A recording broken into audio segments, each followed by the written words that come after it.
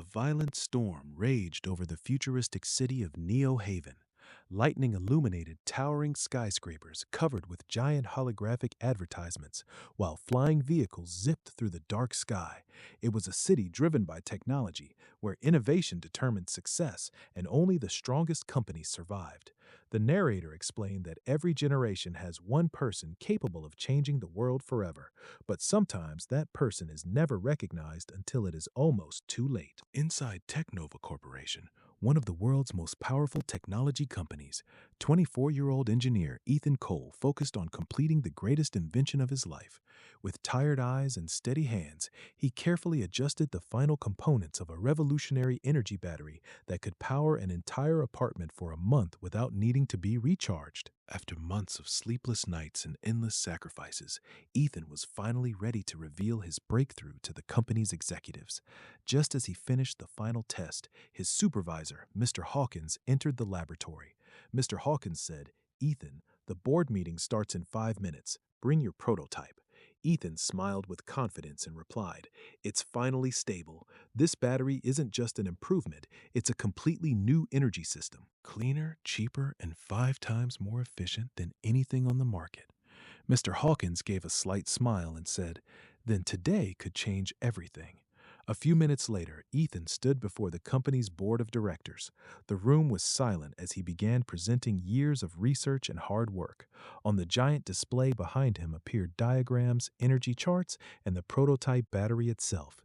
Ethan proudly explained, "This technology can transform the world's energy industry. It will reduce costs, eliminate pollution, and make reliable electricity available to millions of people." The executives exchanged impressed looks, but before Ethan could continue his presentation, Mr. Hawkins suddenly walked to the front of the room. With a calm expression, he said, "Thank you, Ethan. I'll handle the rest of the presentation." Confused, Ethan stepped back. A new slide appeared on the screen, showing Mr. Hawkins as the lead inventor of the project. Ethan stared at the screen in disbelief before saying, "Wait, that's my work." Mr. Hawkins looked directly at him and replied, "Your contribution has been noted." Ethan's voice grew louder. "I designed every circuit. I built every prototype. This invention belongs to me." Without saying another word, Mr. Hawkins looked toward the security guards standing by the door. "No, Ethan," he said coldly. "You simply worked for the company." The guards immediately grabbed Ethan by the arms and escorted him out of the boardroom while the executives silently watched.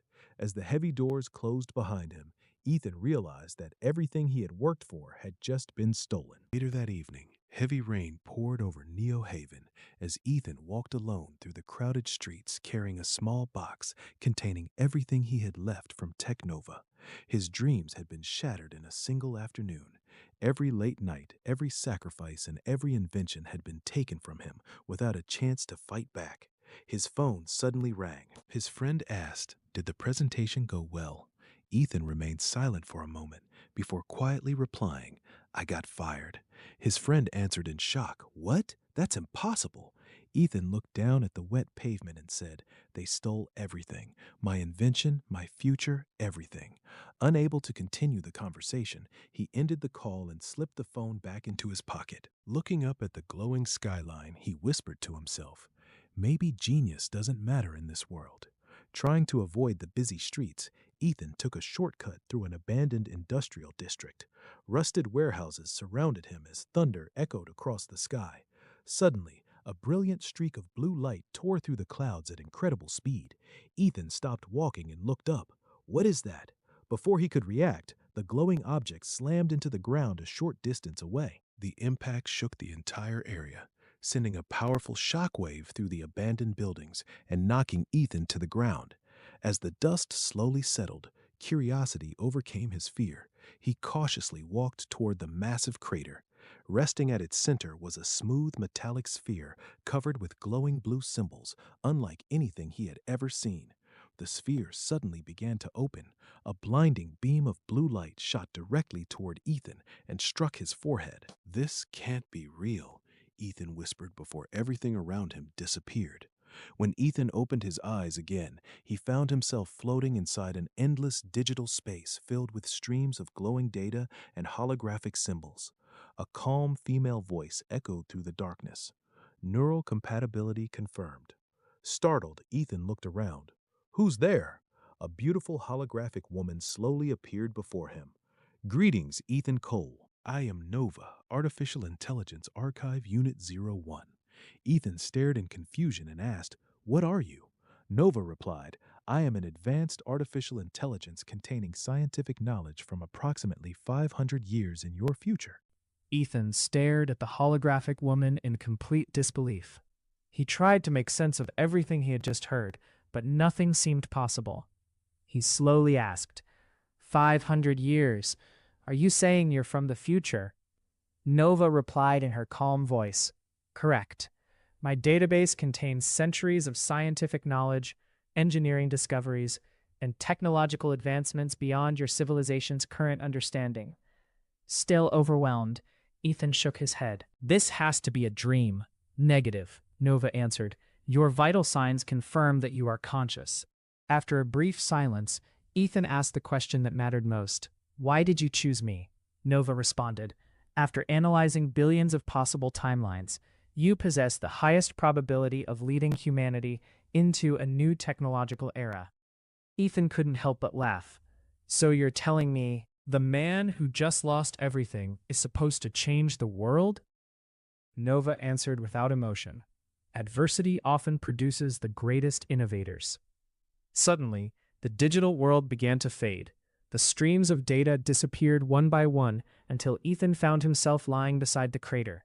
The storm had vanished, and the night was completely silent. Ethan slowly sat up. Nova, are you still there? I am operational, the familiar voice replied inside his mind. Realizing everything had been real, Ethan took a deep breath. If you're really here, prove it. Immediately, a glowing holographic blueprint appeared before his eyes. Every measurement circuit and component floated in the air with incredible detail. Nova instructed, construct this device. Ethan memorized the design before rushing back to his small garage apartment. Throughout the entire night, he gathered old electronics, metal scraps, wires, and machine parts. Guided by Nova's instructions, he carefully assembled the mysterious device, piece by piece. As the first rays of sunlight entered the garage, Ethan tightened the final screw and stepped back. On the workbench sat a small metallic cube, unlike anything ever built on Earth.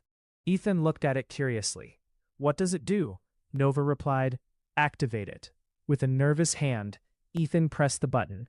The cube emitted a soft blue glow before silently rising into the air. It floated effortlessly above the table without strings, magnets, or any visible source of power.